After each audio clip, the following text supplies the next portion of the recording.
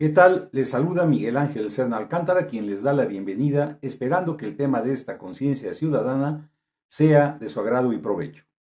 El movimiento estudiantil de la Universidad Autónoma del Estado de Hidalgo está provocando una conmoción social que no se vivía desde hace muchos años, superior incluso a la victoria electoral de la izquierda hace un año, que provocó un sentimiento de alivio y confianza entre la población hidalguense. Esa reacción se explica porque la llegada de la izquierda partidista fue el producto de un proceso de largos años de lucha en el que la ciudadanía se fue convenciendo de la necesidad de los cambios necesarios en la vida del Estado. Se trató pues de un proceso político electoral que se resolvió en las urnas, abriendo las puertas a cambios más urgentes para los hidalguenses. El primero que enfrentó el gobernador Menchaca fue la corrupción con la denuncia de la estafa siniestra, cometida a todos los niveles de la administración pública, comenzando con ella el saneamiento de la vida pública en el estado de Hidalgo.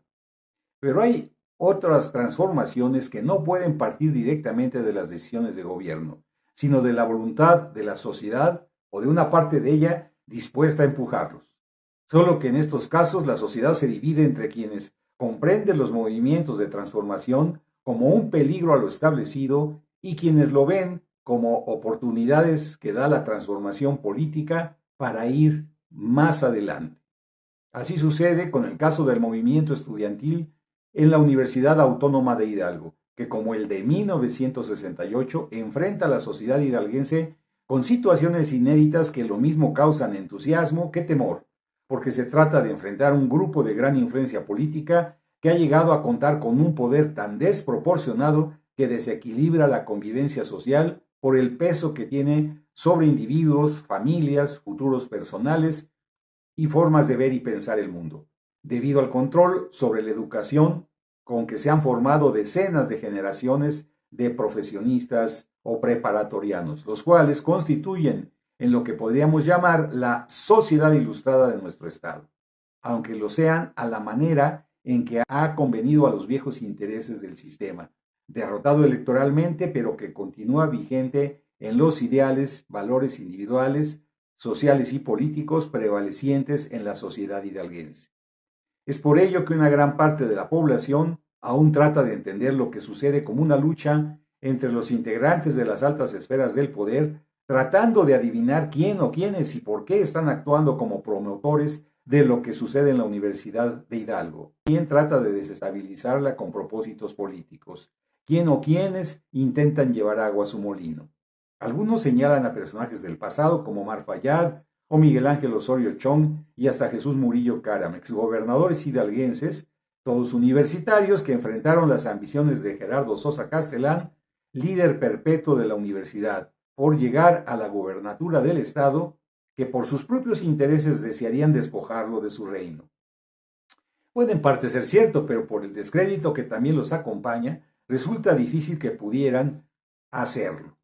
No obstante, desde ese punto de vista, el movimiento estudiantil universitario se reduce a una algarada política en donde unos pocos cerebros manejan como títeres a unos cuantos líderes estudiantiles que a su vez llevan al desorden a miles de estudiantes deseosos de causar daños en las instalaciones públicas. De esa manera se propicia la desconfianza y la inmovilidad contra del movimiento, justificando además la falta de solidaridad con el mismo.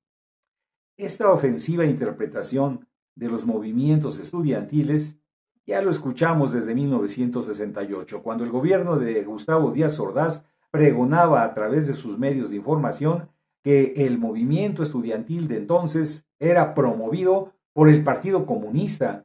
lo mismo que por la CIA, la Iglesia o por políticos priistas adversarios de Díaz Ordaz, como si los estudiantes fueran incapaces de pensar y plantear un problema que les afecta de manera coherente, como si no fueran capaces de debatir y elaborar planes y programas, de hacer crítica constructiva y organizarse en torno a la defensa de sus intereses. Se olvida con ello que han sido en las universidades y sobre todo en las escuelas de humanidades y artes donde se han gestado los grandes cambios de las sociedades del mundo moderno. Y es por eso que los gobiernos represivos desde tiempos de Luis Echeverría hasta el de Peña Nieto, tuvieron el cuidado de establecer una sistemática política de control de las universidades, institucionalizando el control del pensamiento y la vigilancia sobre maestros y alumnos, así como de los contenidos de enseñanza y medios de aprendizaje, para impedir que las universidades generen formas democráticas de convivencia. Y fue por esa política que las universidades mexicanas, entre ellas la Autónoma del Estado de Hidalgo, construyeron sistemas de organización basadas en el autoritarismo y la represión al libre pensamiento, que llevó a la formación de un poder institucional que aletargó el espíritu universitario, sometiéndolo al autoritarismo del Estado mexicano y corrompiendo las instituciones hasta su médula. Así que si alguien quiere conocer quiénes son los promotores e instigadores de la revolución estudiantil hidalguense, aquí se los diremos claramente. Son ellos, el viejo sistema político y sus secuelas que aún controlan a las universidades sin cambio alguno hasta la fecha como patrimonio personal y político, quienes han originado las condiciones para dicha rebelión. Igualmente, son los gobernantes de ese viejo régimen quienes lo permitieron, dejando hacer y dejando pasar todos los atropellos con tal de mantener la seguridad de su propio sistema político. Son también ellos quienes, bajo el manto protector de su autoridad académica, que les dio prestigio e ingresos a costa del sometimiento intelectual y político, quienes guardan la responsabilidad de los sucesos actuales.